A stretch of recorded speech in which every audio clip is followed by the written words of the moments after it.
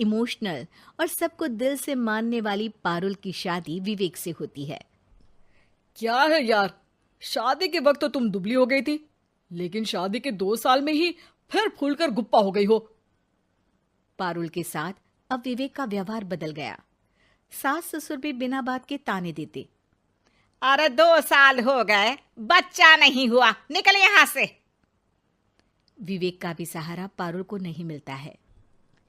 लेकिन जिस विवेक से पारुल को तलाक के एवज में 18 लाख मिले होते हैं, वो पारुल एक दिन, इंस्पेक्टर साहब, मुझे कंप्लेंट लिखवानी है। जी मैडम, क्या हुआ? चीटिंग, एक लड़के ने मेरे 6 लाख रुपए लूटे हैं। पुलिस वाला पारुल को ऊपर से नीचे तक देखता है। मामला क्या है, विस्तार से बताइए। पारुल फिर जो बताना शुरू करती है, उसके बाद इंसानियत से भरोसा उठना लाजमी है। मेरे पति ने मुझे कभी अपनाया ही नहीं। शादी के 3 साल में ही मेरा तलाक हो गया। मैं नहीं चाहती थी कि मैं उनसे एक भी पैसा लूं, लेकिन वकील और मेरे माता पिता ने उनसे 18 लाख की रकम ली। फिर क्या हुआ? क्या वो पैसे उसने वापस ले लिए? नहीं, उन्होंने तो उसके बाद मुझसे कभी कांटेक्ट भी नहीं किया। फिर? किसी डेटिंग साइट से मुझे आनंद नाम का एक लड़का मिला। उसके साथ मुझे लगा कि मैं दोबारा जिंदगी बना सकती हूँ। वो मेरी केयर करता, मेरी छोटी बड़ी चीजों का ख्याल रखता और मेरा साथ देता। अच्छा, क्या उसने तुम्हें शादी करने का झांसा दिया था? हाँ, वो भी तलाकशुदा था। पहले तो उसने मुझसे कहा कि उसकी एक बेटी है, लेकिन फिर पता चला कि उसकी एक नहीं 2 बेटियां हैं। इतना ही नहीं, दिल्ली के एक आम इलाके में वो बीवी और बच्चियों के साथ ही रहता है। तो आपसे इमोशनली फ्रॉड कर उसने पैसे ऐंठे? जी, अब मेरे पास कुछ नहीं है, ना पैसे ना वो। मैं बस किसी भी हालत में अपने पैसे वापस चाहती हूँ, जो मेरे बुरे वक्त में मेरे काम आ सकते हैं। ठीक है।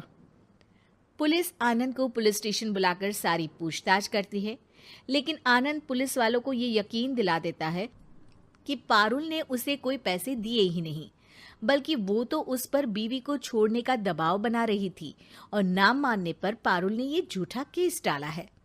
क्या मैडम, फोकट में पुलिस का वक्त खराब कर रही हैं? कोई शादीशुदा क्यों अपनी बीवी छोड़ेगा? अब आपकी शादी टूटी तो मतलब सबकी तो नहीं टूट सकती ना। पारुल को पुलिस वाले के मुंह से ये बात सुनकर हैरानी होती है। उसे कुछ समझ में नहीं आता कि वो क्या करे।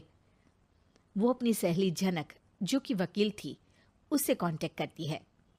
झनक, मैं क्या करूं? मैं कैसे पुलिस को यकीन दिलाऊं कि आनंद ने मेरे साथ न सिर्फ शारीरिक और मानसिक चीट किया है, बल्कि आर्थिक तौर पर भी वो मुझे खाली कर गया है। अब वक्त झनक का था। देख पारुल, ऐसे तो किसी को भी बिना सोचे समझे पैसे नहीं देने चाहिए, लेकिन अब जब तूने ये कदम उठा ही लिया है, मुझे ये बता, तूने कब कब पैसे दिए और कितने? क्या कहीं कोई सबूत है? पारुल कुछ सोचती है। 3 बार तो बैंक में ट्रांसफर और 2 बार गूगल पे। क्या इन सब के रिकॉर्ड मिल जाएंगे? हाँ, क्यों नहीं, मैं बैंक से सब निकाल लाऊंगी।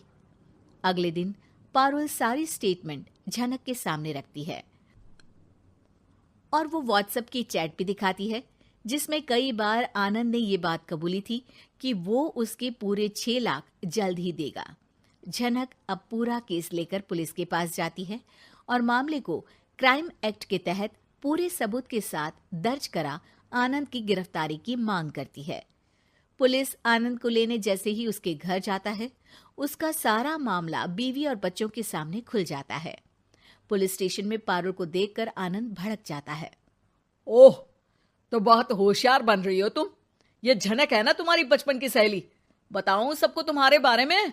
सब है मेरे पास, वो फोटो, वो वीडियो, तेरे भाई का नंबर भी है। 6 लाख क्या, अब 1 रुपया भी निकाल कर दिखा दे। वो पुलिस स्टेशन में जोर जोर से चिल्ला रहा था कि तभी पुलिस के एक सीनियर ऑफिसर को गुस्सा आ जाता है। क्यों चिल्ला रहा है? अब तो सारे सबूत है तेरे खिलाफ। ऊपर से यहां चिल्ला चिल्ला कर तूने खुद को तो गड्ढे में धकेल दिया है। जल्दी बता, लड़की के पैसे लौट आता है या फिर? आनंद डर जाता है। तभी उसकी बीवी और बच्चे पुलिस स्टेशन में आकर पारुल के पैसों का बैग देते हैं। मेरे पति को माफ कर दीजिए, प्लीज उन्हें पुलिस से बचा लीजिए। मेरे छोटे बच्चे हैं, ये कैसे रहेंगे? होता भी यही है।